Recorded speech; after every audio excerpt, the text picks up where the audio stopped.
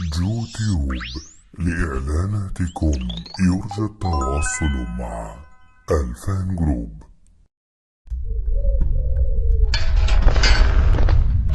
لا والله ما حكم عسكري. الرأي العام في مصر بيتشكل بالآلاف.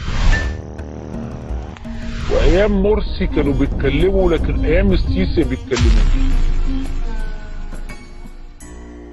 مساء الخير واهلا بيكم. وانا بتصفح رسائل صفحة البرنامج على فيسبوك لمحت رسالة وقفت عندها شوية. واحد من اصدقاء البرنامج باعت سؤال لفريق جوتيوب: هنعمل ايه لو صحينا الصبح لقينا مصر فيها زومبي؟ بص يا معلم، اللي انت متعرفوش انت والسادة المشاهدين ان مصر فعلا فيها زومبي. والسيسي بقى رئيسنا كلنا، رئيس دول العالم. السيسي هو اللي انقذ مصر من الغرق، هو اللي انقذ مصر من الفساد. ارجو القضاء للاستعجال بالاعدام للخاينة.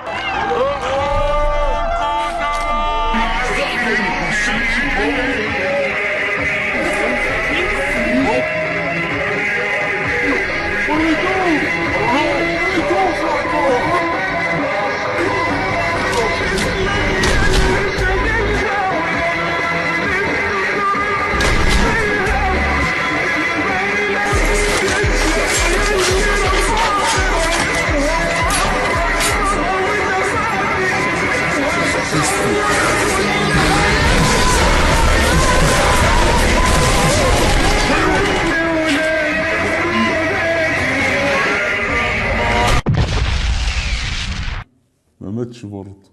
ليه بقى؟ عشان ده جيل ميت اصلا بقاله 60 سنة ولسه مصدق نفسه انه عايش.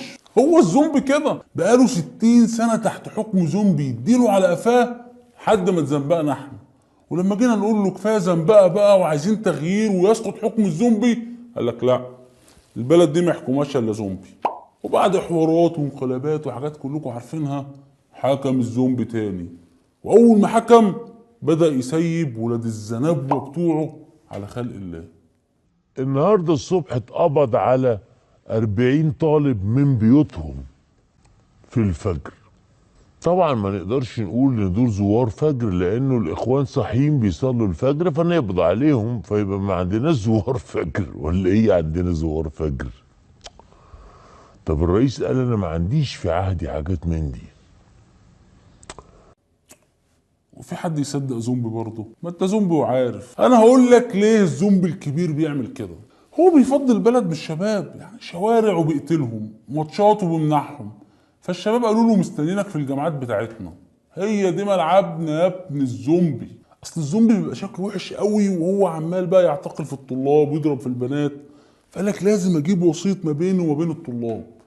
اجيب مين؟ شركة فالكون، الشركة استطاعت أن تكسب ثقة الحكومة بعد نجاحها في تأمين حملة الرئيس عبد الفتاح السيسي وقت أن كان مرشحا لرئاسة الجمهورية. ده دفع وزارة التعليم العالي للتعاقد مع الشركة لتأمين الجامعة. اعتقد كان اختيار موفق من الزومبي الكبير ان هو يلاقي وسيط بالحجم ده. لا، ومش اي وسيط، دول اللي امنوا الزومبي الكبير في الحملة الرئاسية بتاعته، يعني ناس امكانيات. الشركة نمرة واحد في الأمن في مصر، وبتمتلك حصة سوقية حوالي 55%. لا، ناس واثقة في نفسها ورقم واحد على مستوى الامن وعارفة شغلها كويس. جالت زومبي بقى، ده الطلاب هياكلوا ضرب. وبقالنا فترة قاعدين نسمع عن فالكون واوعى، ويجيبوهم مصورين والعيال اللي شادة مش عارف كذا واللي لابسين كذا والكلام ده كله، وقالوا عاملين استعدادات وعاملين بوابات الكترونية ومتعاقدين مع شركة الامن الخاص اللي اسمها فالكون، وبوابات الكترونية واسوار على الابواب. ازاي بقى تعاقدوا مع شركة الامن دفعوا لها 30 مليون اتكسرت حاجتها النهارده، وناس تانية قالت لك شركة فالكون طلعت سوسن. اللي فاضكر اجري اجري. ايه ده؟ كده الفيلم خلص؟ لا استراحة. طيب، أول خبر قريته على المواقع إن شركة فالكون فشلت في أول تجربة ليها، وإن هم هربوا من قدام البوابات. رميس يا رميس، هو ده اللي جايباه يأمن الجامعة؟ ها؟ هو ده اللي كان بيأمن السيسي؟ دول سابوا بناطيلهم وجريوا. ده فالكو، مو ده فالكو، مو ده فالكو. طب انا عايز اعرف هي الخناقه حصلت ازاي عشان تقلع فرد امن اداري بنطلونه والبنطلون كمان. انا سمعت واقع حضرتك بتقول حكايه البنطلون، انا مفيش حد عندي قلع البنطلون. لا البنطلون بقى لا، بس ده في بعد كده ضرب. البنطلون فالنتيجه ان الشباب بتوع الاخوان والمتظاهرين والمنايلين في الجامعات اشتبكوا وقلعوا واحد من افراد الامن البنطلون. وطبعا بقى على تويتر وفيسبوك مش عايز اقول لكم الشباب مروق صاحب البنطلون ازاي وبتاع، وقال لك هي الرجاله دي قلع بنطلوناتها ليه يا وديع. فيلم هابط ما عجبنيش. ايه كميه التحرش والعري دي؟ فرانا احنا ايه دلوقتي عن خالد يوسف والسبكي. وبعدين عايز اسال سؤال لابنائنا الطلبه، يعني ما ذنب البنطلونات؟ العناوين اللي كانت في الاخبار وفي المواقع الالكترونيه: فشل شركه فالكون في تامين الجامعه القاهره. هذا كلام غير صحيح.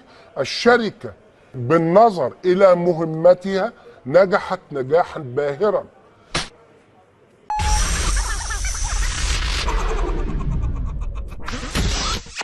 النظام الزومبي على قد ما هو زومبي بس نظام ذكي. اول ما بيلاقي شباب بيغلي وساير ضده، اول حاجه بيعملها بيحاول يحتوي الشباب ده ويضمه وياخده تحت جناحه. لكل اب وام بيسمعني دلوقتي شايف ابنه بيعمل اي حاجه بيستعد انه يتظاهر، مش هيرجع لك، هيتقبض عليه. فانا بقول لحضرتك انا من بكره ان شاء الله اي تجمع ان شاء الله يكون 5 افراد صبيان بنات مش هيهمني الكلام ده، شرطه هتخش وهتضرب. اقبضوا عليهم كلهم، اقبضوا على كل الطلبه. انا منتظر يطلع قرار من التعليم العالي دلوقتي بعد نص ساعه بعد ساعه، المهم النهارده مش بكره، بفصل 100 200 500 4000. كده انت زومبي غشيم، لان العنف عمره ما هيجيب مع الشباب وهيخلي شكلك وحش كمان بره. انت بس لو فكرت وجبت حد من ولاد الزنابوه الصغيرين بتوعك هيجيبوا لك افكار ابداعيه. مركز وسيادتك عارف المعلومه دي منين؟ من الجواسيس الطلبه بتوع بلديات اللي في وسط الطلبه. انت مشغل جواسيس في وسط الطلبه يا طبعا دكتور؟ مشغل جواسيس بلدياتي في وسط الطلبه وبيأتوني بالمعلومه طازه في حينها. ده حرام يا دكتور. كيف امنع الحادث قبل مش شغلتك يا دكتور. لا شغلتي. يا نعم نعم يا ابنتي، عايز حاجه من الشارع؟ لا مش حلو حل الجواسيس ده، حوار اتهرس خلاص بقى، مخبرين وبلطو وجرايد. عايزين حلول عصريه، حلول مواكبه للعصر. ابنك طالب في الجامعه ومطلع عين ابوك؟ حضرتك داخل الجامعه تتعلم ولا داخل تطلع عين ابونا؟ خلاص احنا كمان هنطلع عين ابوك. مفيش مشكله، الحل عندنا نقفل الجامعات سنه، المدرجات تتقفل 5 سنين مش سنه واحده. مش بس كده، كمان حل جديد خالص ما وردش على بال شوبير. حضرتك اقفل الجامعه. ايوه وزير التعليم يقفل الجامعه. تستاهل كيس خرا يا مرتضى. بصراحه انتوا اللي بتجيبوا لنا نفسكم، يعني الناس وصلت القمر وانت تقول لي نلغي التعليم. بص يا برنس، انت عندكم زنبوق من شله الزومبس بتوعكم جاب حل، يعني هو تاه في وسط الحلول بس احنا لقطناه. العيال اللي في الازهر دول اللي مكسرين الدنيا وعاملين لنا مشاكل دول، اشمعنى الازهر بالذات في مشاكل اكتر من بقيه الجامعات؟ عشان الازهر بيدي شريعه وفقه وبتاع. الله، هو في مشكله في المنهج بتخلي الولاد يفكروا تفكير مش ولا بد؟ انا مش بجاوب، انا بسأل. ايوه، العيب في المناهج، لان اكيد العيب مش في الطلاب ولا في الزومبي. احنا نغير المناهج، احنا نعمل مناهج تخلي الطلاب يحبوا الزومبي ويهتفوا بحياة الزومبي، وعاش الزومبي عاش الزومبي، وبكده نريح الطلاب والزومبي وولاد الزنابو. بس السلام عليكم.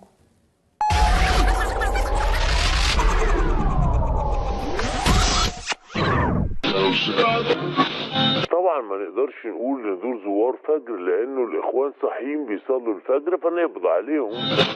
بنشغل جواسيس بلدياتي في وسط الطلبه. نقفل الجامعات سنة. حضرتك اقفل الجامعه. لكل اب وام بيسمعني دلوقتي شايف ابنه بيعمل اي حاجه بيستعد انه يتظاهر مش هيرجع لك. انا مفيش حد عندي قلع البنطلون. متنساش تتفرج على الحلقات اللي فاتت وتشترك معانا في قناتنا، تتواصل معانا على مواقع التواصل الاجتماعي اللي موجود رابطها تحت الفيديو. هتلاقي اول رابط موقع يوتيوب الجديد youtube.tv. تحت انستجرام اعمل لنا فولو، على تويتر اعمل لنا فولو، على فيسبوك اشترك معانا على صفحتنا واعمل شير للحلقه. لوتو جديد، كفايه بقى 60 سنه استبداد شمسي. يا فوزي احمدوا ربنا، ده احسن ما تبقوا زي زحل وعطارد.